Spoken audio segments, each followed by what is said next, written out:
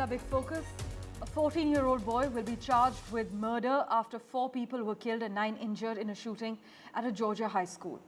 In fact, Georgia state officials have arrested Colin Gray, the father of the 14-year-old Colt Gray, who is suspected in the deadly shooting at the high school in Georgia. The incident, as we have been reporting, took place on the 4th of September and it resulted in 4 deaths and 9 injuries.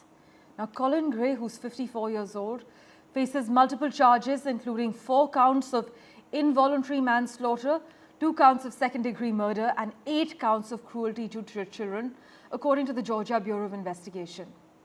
It has emerged as well that the FBI interviewed him last year after receiving anonymous tips about online threats to commit a school shooting. This is the 14-year-old, but agents did not arrest him at the time. Here's the latest update from Georgia's Bureau of Investigation. With District Attorney Brad Smith, the GBI has arrested Colin Gray, age 54, in connection to the shooting here at Appalachia High School. Colin is Colt Gray's father that was arrested yesterday. He is charged with the following: 4 counts of involuntary manslaughter, 2 counts of second-degree murder, and 8 counts of cruelty to children.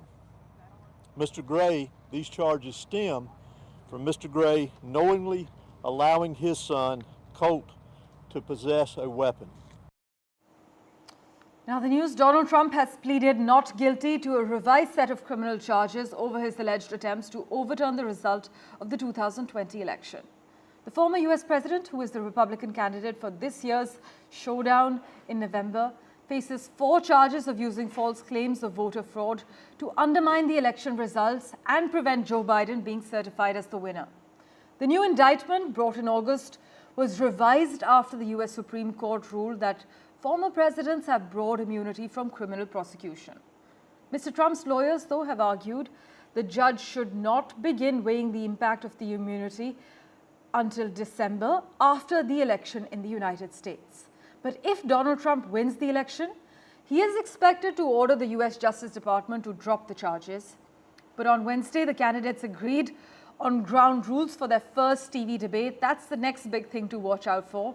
Tuesday's ABC-hosted event in Philadelphia will use the same rules and format as the June debate between Joe Biden and Donald Trump. Candidate microphones will be live only for the candidate whose turn it is to speak, and the upcoming debates are seen as potentially pivotal.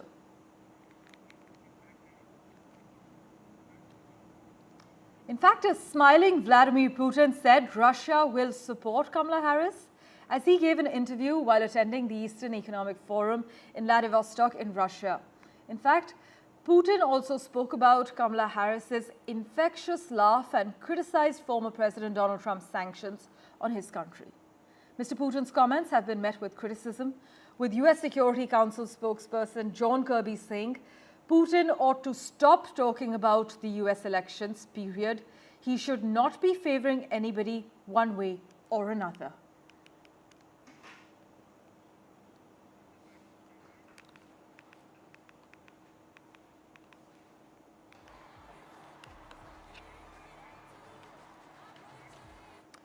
Meanwhile, Hunter Biden caught justice officials in the United States completely off guard because he pleaded guilty to 9 charges in his federal tax evasion case.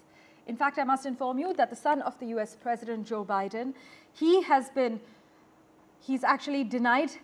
previously denied allegations that he intentionally avoided paying $1.4 million in income tax from 2016 to the year 2019, but then a last-minute guilty plea in this tax evasion case.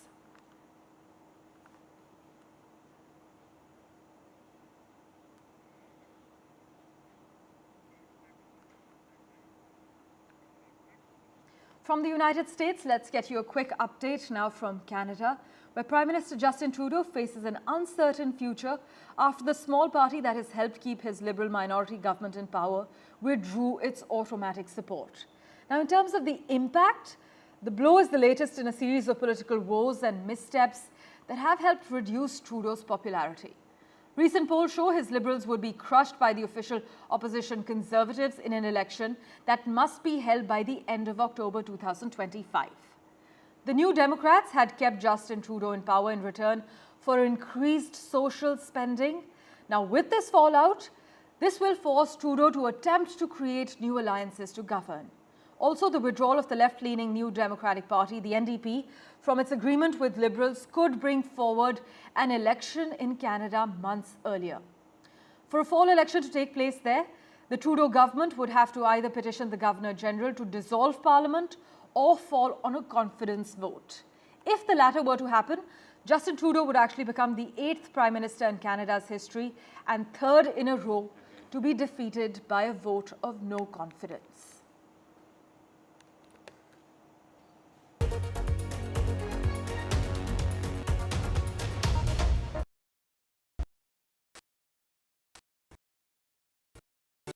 Stay informed and entertained. Shaped by other men, has testified on her years-long ordeal in the public trial of 51 of her alleged abusers, including him. Ross Cullen has more on this for us.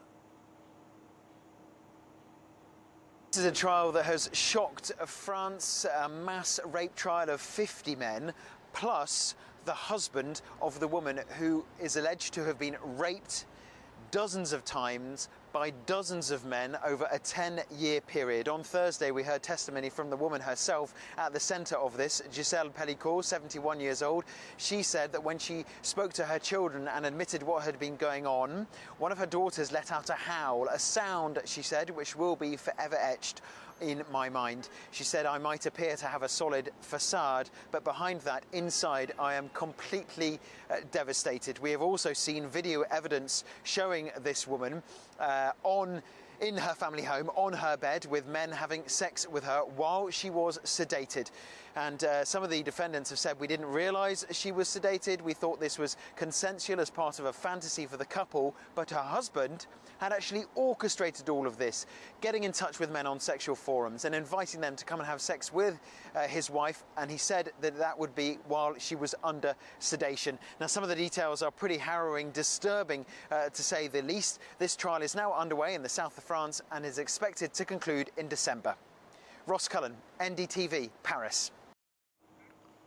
Well, from France, let's get you a quick update from the United Kingdom now.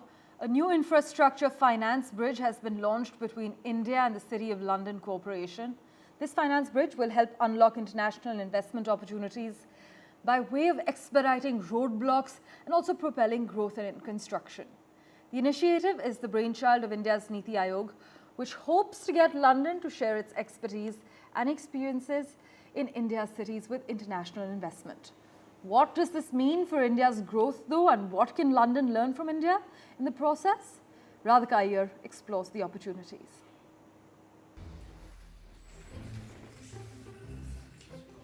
The signing and exchange of agreements between the City of London and India's Niti Aayog, supported by the Finance Ministry, at the historic Guildhall in London, which witnessed the launch of the UK-India Infrastructure Finance Bridge.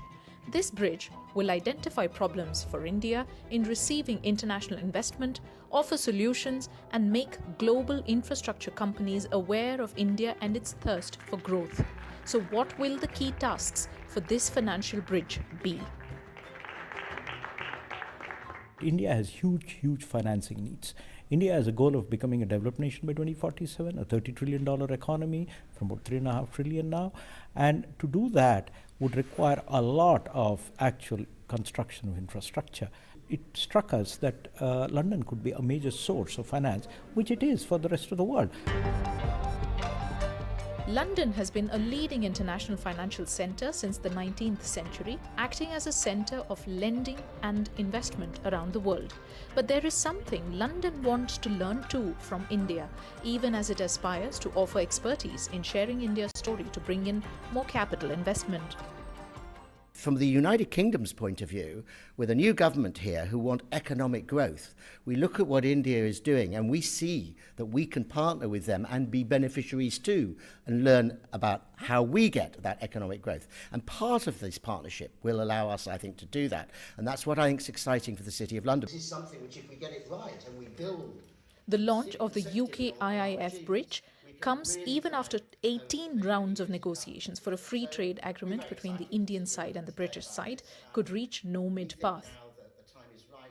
Welcome you While the Labour government is only 3 months old in the UK, after being newly elected with a full majority, it is taking time to reopen the FTA talks with India. Every relationship between long-standing partners must have multiple pillars to support it. Getting the core pieces of the system, which is really finance, banks, etc., deeply involved in long-term profitable partnerships with each other, is the way in which you can ensure the relationship is truly strategic for the next 20, 30 years. Britain should see India as its best bet for its growth and opportunities ambitions. That's what this contributes to. 90% of India is yet to be built, said Niti Aayog CEO Mr. BVR Subramaniam. A huge challenge up ahead for India as it builds, but an even more humongous opportunity to learn from the experience and mainly the mistakes made by older cities such as London, New York, Tokyo, Paris, etc. on how not to do certain things.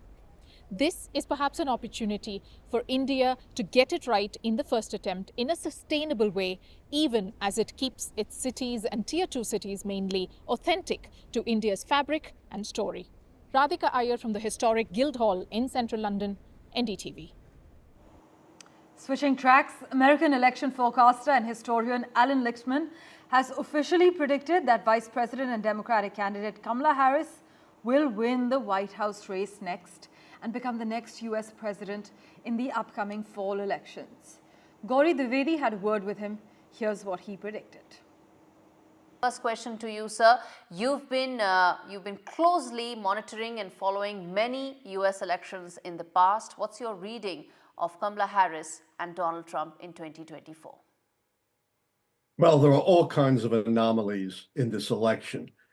A major party candidate, Donald Trump, a convicted felon, 34 felony counts, facing indictments in 3 other venues.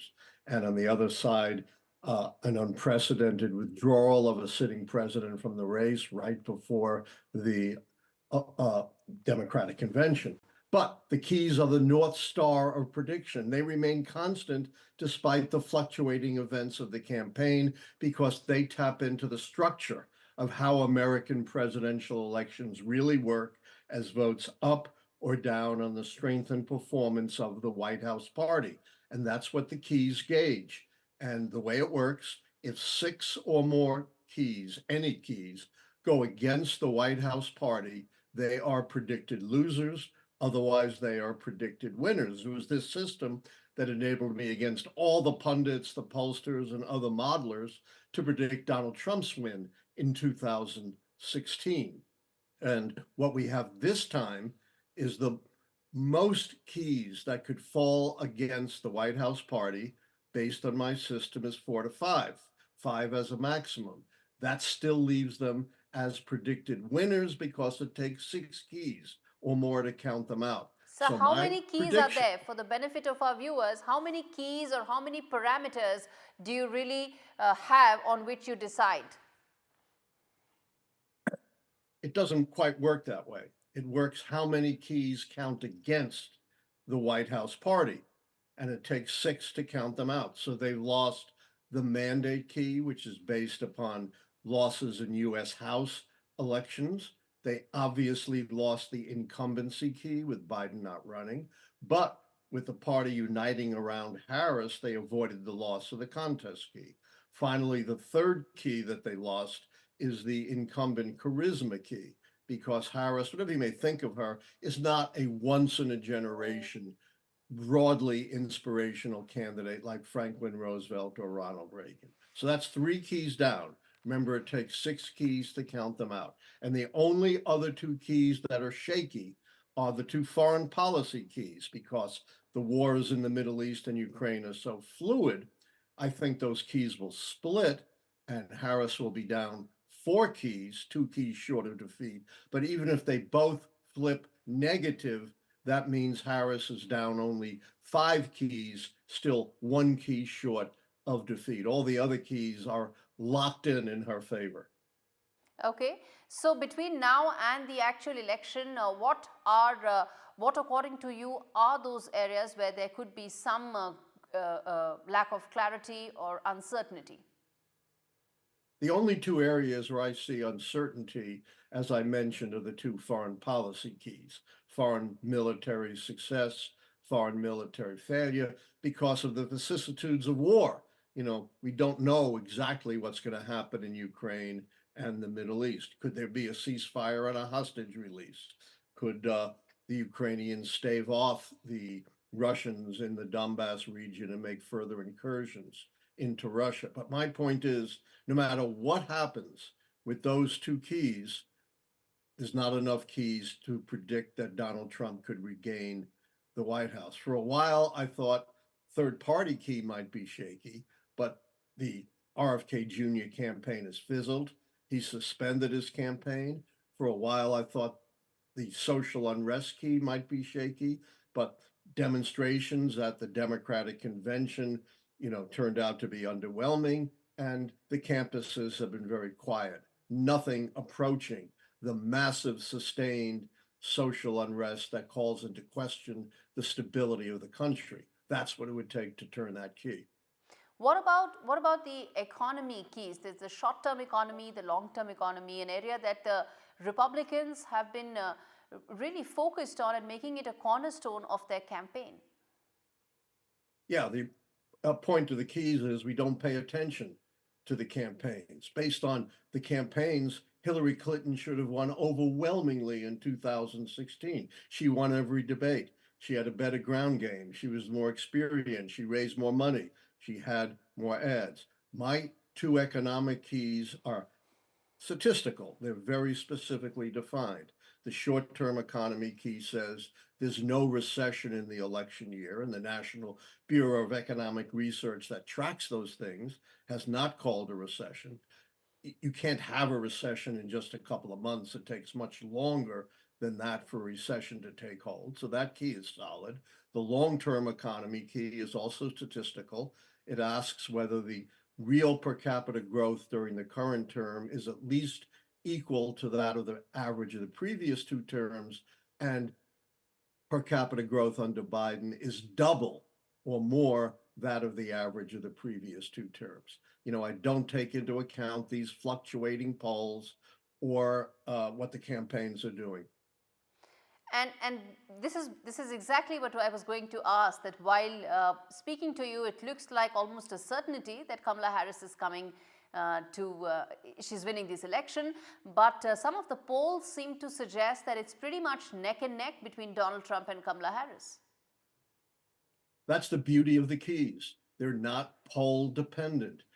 Look how the polls misled the poll dependent predictors in 2016. The most eminent among them, the Princeton University Consortium of professors, headed by the great Professor Sam Wang, gave Clinton, based on the polls, a 99% chance of being the next president.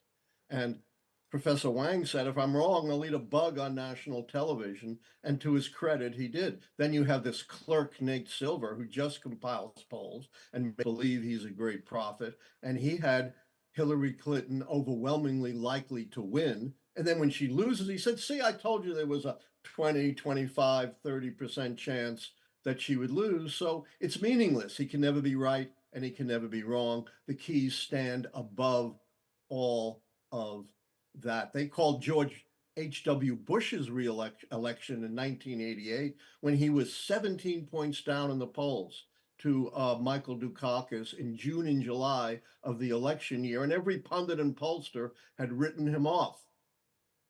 Indeed, and I think that's the beauty of having a very scientific modeling approach as against random surveys of people. So yes, there's a scientific approach, but I want to come to the fact that, sir, you made, which was about that foreign policy and aspects related to the Ukraine-Russia conflict and the war that's taking place in Gaza could be the factors that could be undecided right now.